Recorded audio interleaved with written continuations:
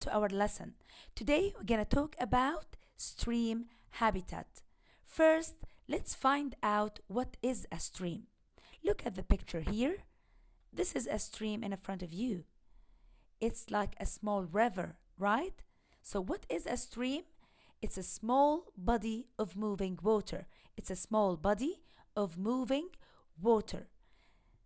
Now we're going to talk about stream habitat. A stream and the area around it make up a stream habitat. The stream and the area around it. It contains many living things and non-living things. So look at the picture. What living things do you see? You can see a heron. You can see a fish. Look at the fish. You can see plants. What about non-living things? What non-living things do you see in the picture? Rocks, water, dirt, soil, right? So water helps plants grow in and around the stream. Water is so important for the life of living things, right? Plants and animals. So water helps plants grow in and around the stream. Now, what non-living things do you see in the picture? Non-living things. What non-living things we find in a stream habitat? We can find water, of course, rocks, like these, air, dirt, and soil. Dirt or soil. Now, let's talk about the importance of rocks in a stream habitat. What do you think?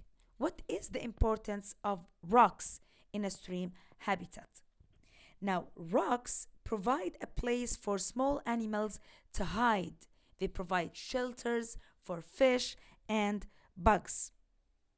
Also, it gives many stream animals a solid place to live and cling to, so they aren't washed away by the current.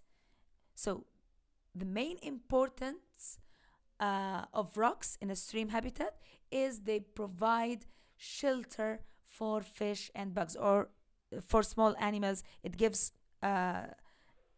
places for small animals to hide. So again, what is the importance of water? It helps plants grow in and around streams. The importance of rocks, they provide a place for small animals to hide. That means shelters. Now, many living things meet their needs in a stream habitat. Animals, plants. Let's take examples for animals that live in a stream habitat. Turtle, dragonfly, fish, of course. So let's take this exercise. Take the animals that you may find in a stream habitat. Let's take a look at the animals. A heron, dragonfly, a whale, a frog, a polar bear, a turtle, a fish, and a camel. Now think for a minute. You're gonna take the animals that you may find in a stream habitat.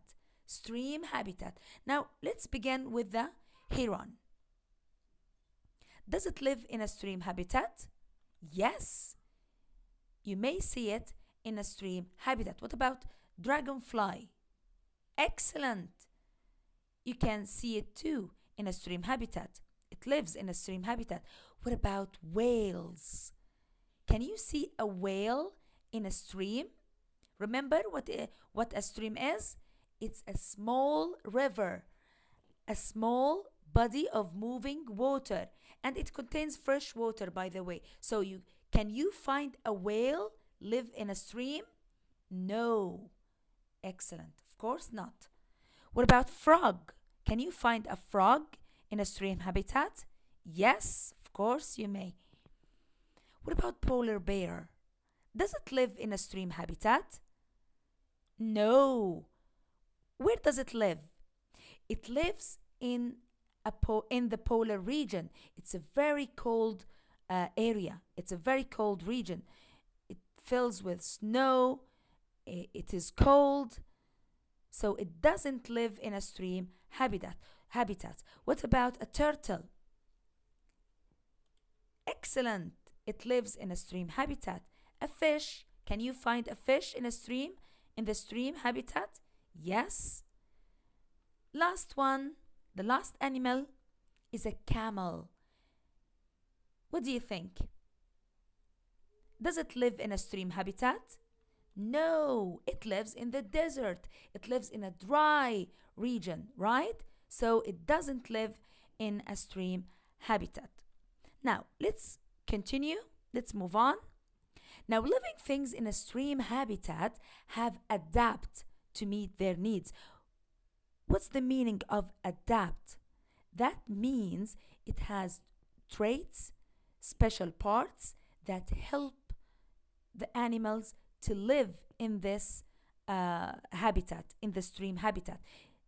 This frog, for an example, it has traits, it has features, special parts that help it lives in a stream habitat.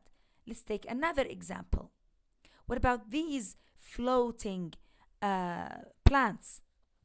Plants that float have roots that hang in the water. So it doesn't have roots in the soil. No, it has roots hanging in water.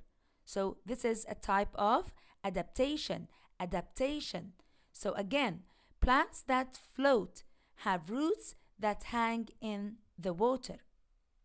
Another example, this is a fish. Remember, fish have fins. Fish, in general, they have fins. And they use their sense of sight to hunt insects like this dragonfly. So again, a fish uses fins to swim, and it uses its sense of sight to hunt for flying insects. So the fish fins help it swim. So it's kind of adaptation. It's a type of adaptation. What else? This is a heron. This is a heron. It's a stream habitat animal. You can find it in a stream habitat. It has long beak, so it can hunt fish from water, and it has long legs. Long legs. So a heron uses its long legs to walk in shallow water without getting wet. So again, a heron uses its long legs to walk in shallow water. This is a type of adaptation. Adaptation. It has special traits, special parts to help it live in its environment, in its habitat, in the stream habitat. Another example, this frog. A frog's color helps it hide. Frogs often have colors like green, brown, or gray. These colors look a lot like dirt or soil, rocks, and plants. So again, a frog's color helps it hide from enemies, from predators. They often have colors like green, brown or gray. These colors look a lot like dirt, rocks, and plants. So it can hide from predators, other predators or animals. Now to the exercise. Match each living thing to its trait. Let's take a look on these pictures. This is a fish, a frog, a heron, and these are floating plants. The first trait, roots that hang in the water. It's not in the soil, it's hanging in water. The second trait, changes its color. Changes its color. Fins. It has fins. The last trait, it has long legs. Long legs. So let's start with the first one. Roots that hang in the water. Which living things from these pictures have roots that hang in the water? Yes, of course, floating plants. What about changes its color? Which animal changes its color or has different colors? A frog, excellent. What about fins? Which animal has fins to help it swim? Excellent, the fish. It has fins to help it swim and it uses its sense of sight to hunt for flying insects, right? Remember? Now, the last trait, long legs. Of course, it's the heron. It has long legs to help it walk in shallow water. Now, that's it for today, third graders. I hope you enjoyed our lesson. I know I did. I wish you luck in your exams, and I'll see you next time, inshallah.